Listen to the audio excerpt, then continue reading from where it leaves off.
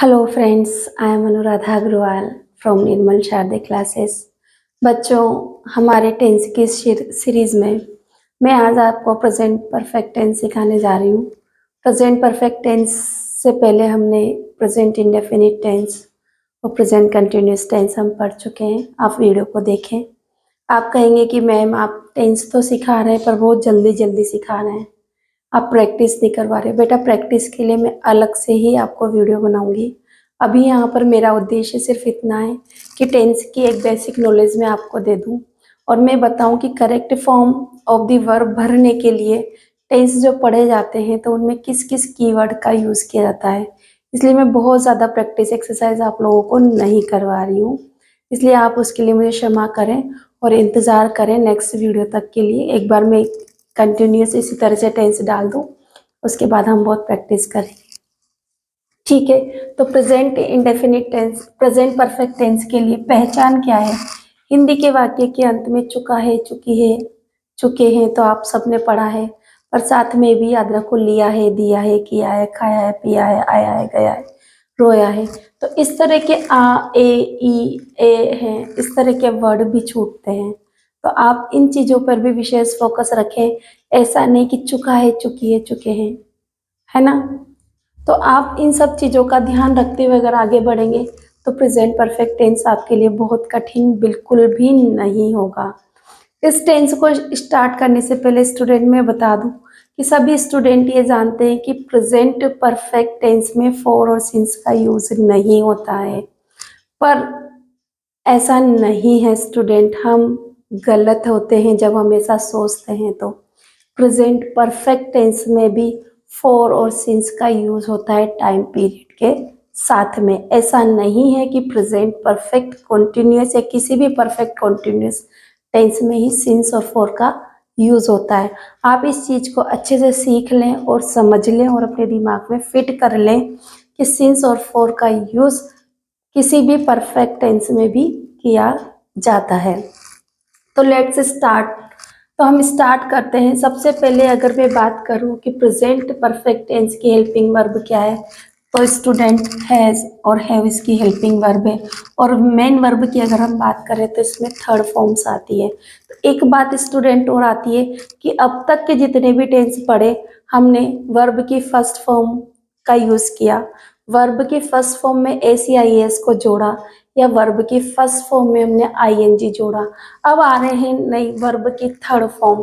तो वर्ब की third form, तो यहाँ पर मैं थोड़ा सा एक इंट्रोडक्शन देना चाहूँगी कि जो वर्ब्स होती है वर्ब्स के काइंड के ऊपर। तो जो वर्ब्स होती है रेगुलर और इरेगुलर, दो तरह की वर्ब्स होती हैं।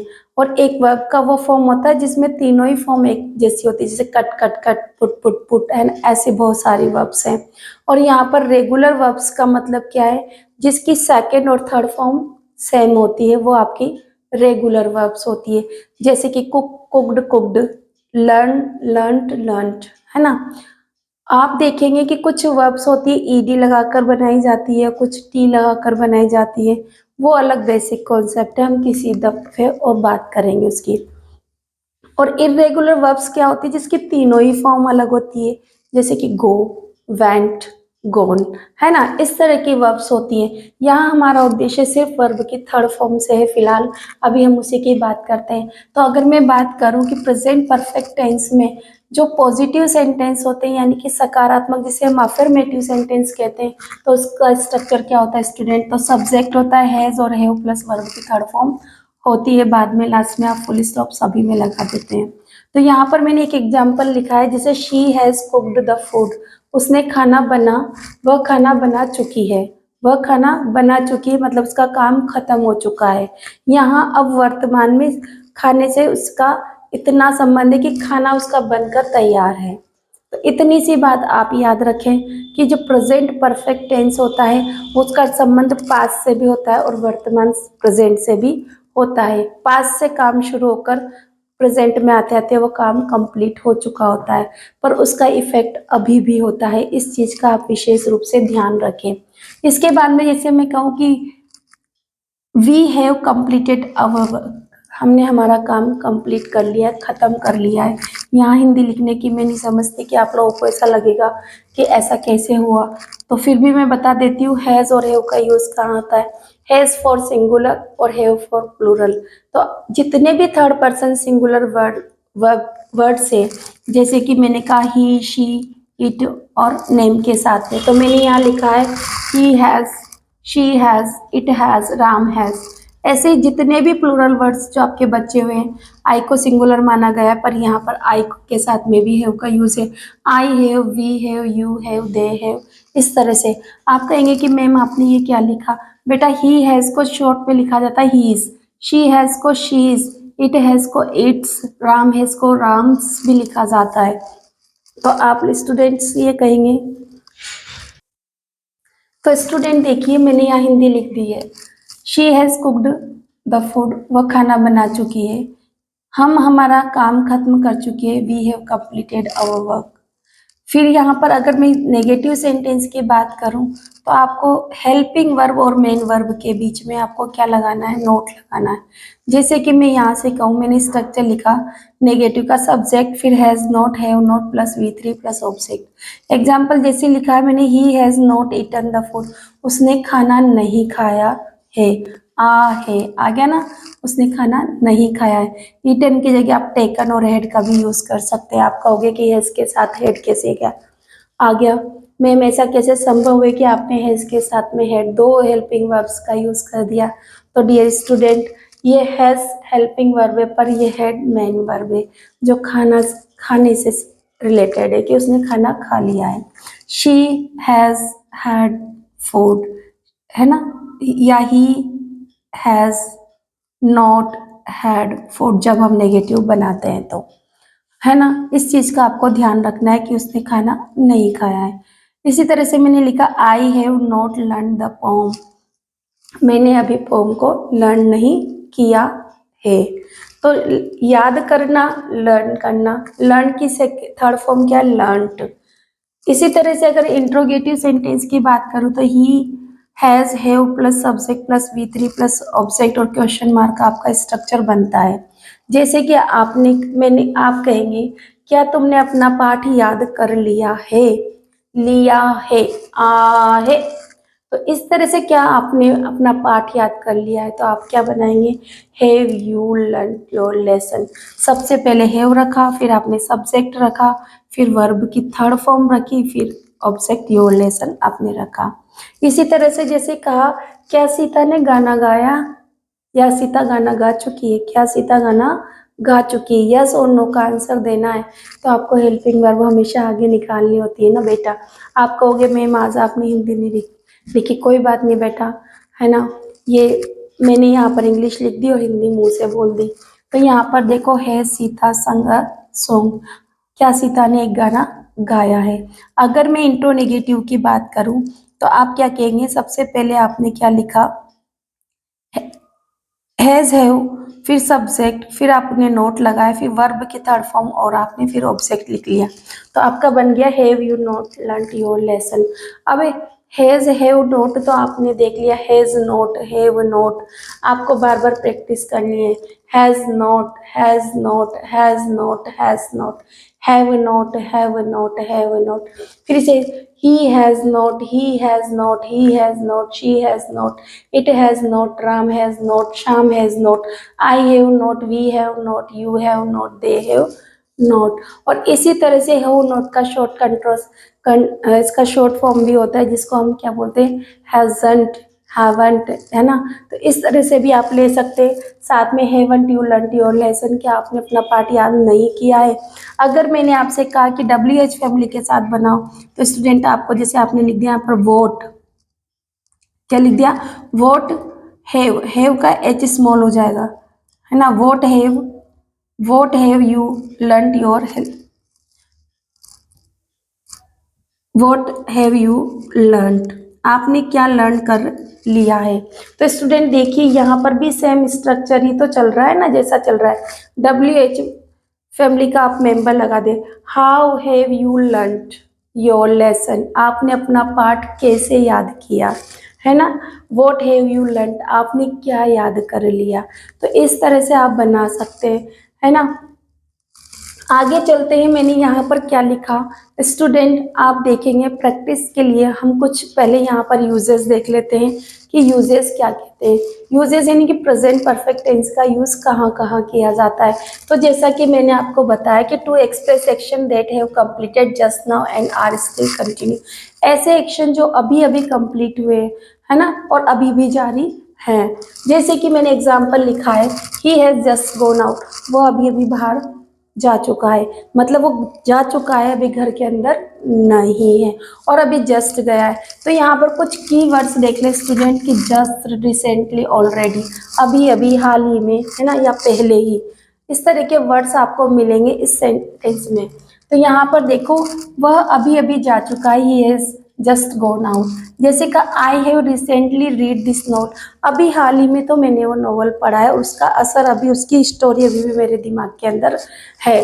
तो ऐसे सेंटेंस में आपने देखा रिसेंटली वर्ड यूज हुआ है, जस्ट वर्ड यूज हुआ है। तो ऐसे सेंटेंस जब होते हैं तो वहाँ पर प्रेजेंट परफेक्ट टेंस का यूज किया जाता है। अब दूसरा यूजेस क्या है, to express action which started in the past and are still continue, जो पास्ट में स्टार्ट हुआ है पर अभी भी वर्तमान में भी वो एक्शन अभी जारी है। इस ऐसे जो केसेस होते हैं उनमें सिंस और फॉर का यूज किया जाता है। सिंस का यूज पॉइंट ऑफ टाइम के लिए और फॉर का पीरियड ऑफ टाइम के लिए किया जाता है। ऐसे 2 साल, 4 साल, 3 साल, 10 साल, 2 वीक, 10 वीक, इस तरह के जब वर्ड्स आते हैं 1, 2, 3, 4 वीक्स ऐसे, है ना। जब नेम आता है मंडे, संडे, है ना, since Monday, since Tuesday, since January, है ना, सिंस 2014, इस तरह के जब नाम आते हैं तो आप क्या सिंस का यूज करते हैं। तो स्टूडेंट देखिए आगे क्या है, जैसे he has been here for 2 weeks, वो यहाँ पर है 2 सप्ताहों से, है ना। तो वो 2 सप्ताह से यहाँ पर है, तो वो यहाँ पर 2 सप्ताह से है, आज भी है और पहले भी था। तो ये पास्ट में शुरू हो चुका है कि पास्ट से वो है और अभी भी वो यहाँ पर है। इसी तरह से I have eaten nothing since Monday, मैंने मंडे से कुछ भी नहीं खाया है।